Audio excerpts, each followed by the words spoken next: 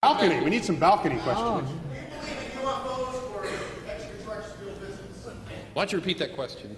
Do I believe in UFOs or extraterrestrial visitors? I'm not authorized to answer that question.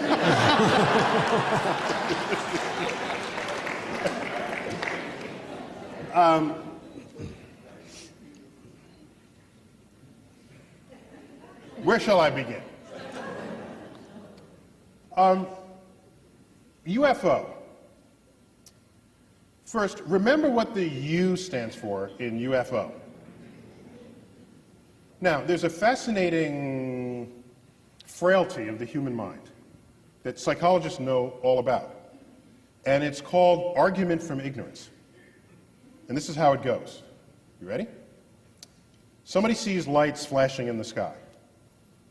They've never seen it before. They don't understand what it is. They say, a UFO. The U stands for unidentified. So they say, I don't know what it is. It must be aliens from outer space visiting from another planet. Well, if you don't know what it is, that's where your conversation should stop. You don't then say, it must be anything. Okay? That's what argument from ignorance is. It's common. I'm not blaming anybody.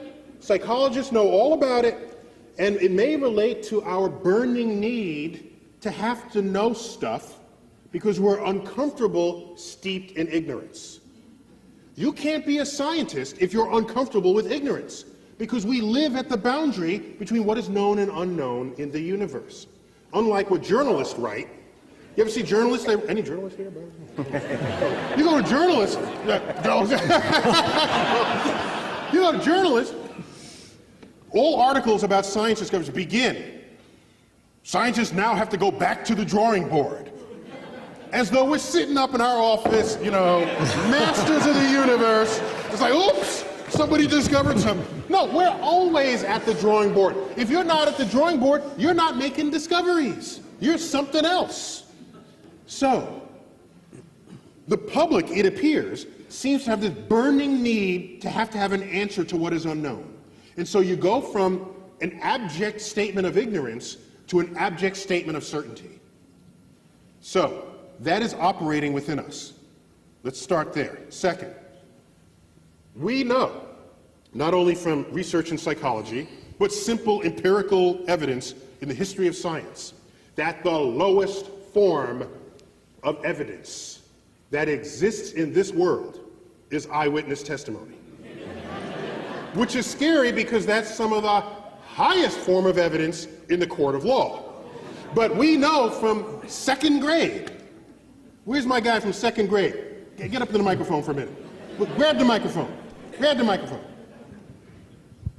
In your classes, have you done the famous experiment where you play telephone and you line up all your kids in class and one person starts with a story and then you hear it and you repeat it to the next person and the next person? Have you done that in class yet? Yes. You've done that experiment? Because what happens by the time you get to the last person and they retell the story? What happens? It's like completely different. It's completely different. Completely different, okay? Because the conveyance of information was relying on eyewitness testimony, which in that case is ear witness testimony. And so, thank you. So we know that. So he knows it. He's in second grade. All right. So, actually he should be in 12th grade as we've established. So now, it wouldn't matter if you saw a flying saucer. In science, even if you have something less controversial than a flying saucer, if you come into my lab and you say, you got to believe me, I saw it, and you're one of my fellow scientists, I say, go back, go home. Go back until you have some other kind of evidence that's not just you saw it. Okay? Because human perception system is rife with all ways of getting it wrong. Okay?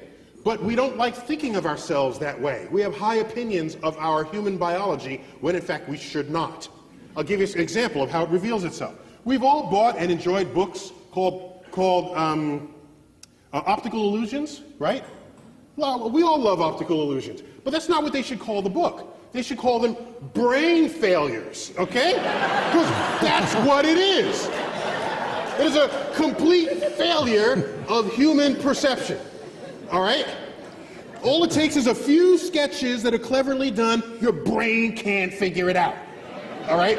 So, we are poor data-taking devices. That's why we have such a thing as science, because we have machines that don't care what side of the bed they woke up in the morning, don't care what they said to their spouse that day, doesn't care whether they had their morning caffeine. They'll get the data right, okay? So, maybe you did see visitors from another part of the galaxy. I need more than your eyewitness testimony. And in modern times, I need more than your photograph, which Photoshop probably has a UFO button today. Like, stick it in, right? So, on your computer. So, here's what you do. I'm not saying we haven't been visited. I'm saying the evidence thus far brought forth does not satisfy the standards of evidence that any scientist would require for any other claim that you're going to walk into the lab with. So here's what I recommend. Here's what I recommend. Next time you're abducted, because I'm ready for this. I'm ready, okay? I get abducted, I'm ready, okay? So you're there, you're like on the slab, because they always do like the sex experiments on you, on the flying saucer. So there you are, and they're poking at you. Here's what you do. You ready? You tell the alien, you're gonna be an alien for this, right? So you're poking me, all right? So then I say, I'm on this side of the equation. okay, so I say, hey, look over there. And then he looks over there, you quickly like snatch something off the shelf, put it in a pocket, and then lay back. All right? Then you're done, you come back, and say, look what I got. Okay, I like stole the ashtray off the shelf of the flying saucer. And then you bring that to the lab. And it's not about eyewitness testimony at that point, because you'll have something of alien manufacture. And anything you pull off of a flying saucer that crossed the galaxy is going to be interesting, okay? Because even objects within our own culture. I got this device here, okay, the iPhone. 10 years ago, they would have resurrected the witch-burning laws had you pulled this thing out, okay? And that's in our own culture.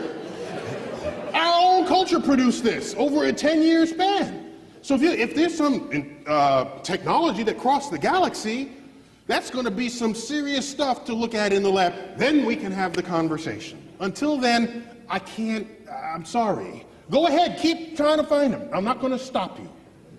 But get ready for that time you are abducted, because I'm going to be looking for your evidence when that happens. And my last point on that is,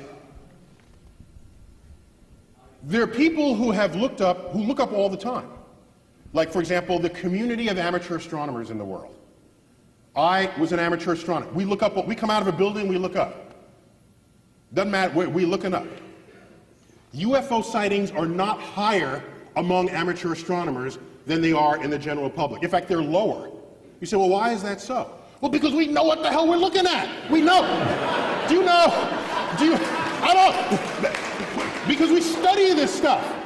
Do you know there was a UFO sighting reported by a police officer, because we think that because you have a badge or you're a pilot or you're whatever, that your testimony is somehow better than that of an average person. It's all bad, because we're human, okay? So there was a police officer who was tracking a UFO that was swaying back and forth in the sky, okay? Reported on the hot, they're in one of the, what do you call the car? The squad car, chasing a UFO, and the UFO's moving back and forth like this, okay? Later it turned out the cop car was chasing Venus, and he was driving on a curved road. But was so distracted by Venus, he thought Venus was the one moving, and he wasn't even thinking that he was doing this.